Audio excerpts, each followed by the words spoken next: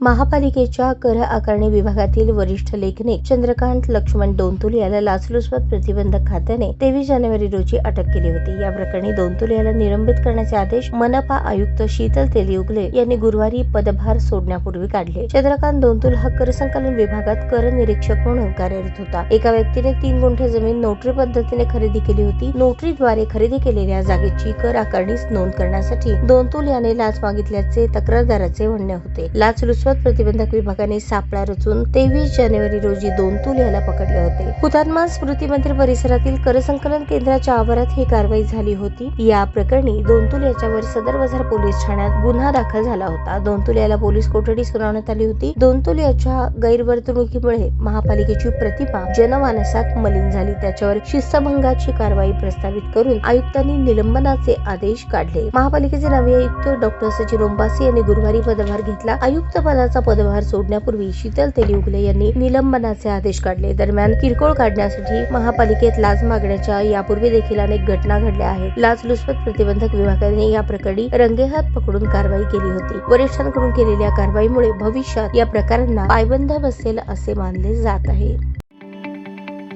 ताज्या बातम्या पाहण्यासाठी प्राईम महाराष्ट्र न्यूज चॅनलला सबस्क्राईब करा।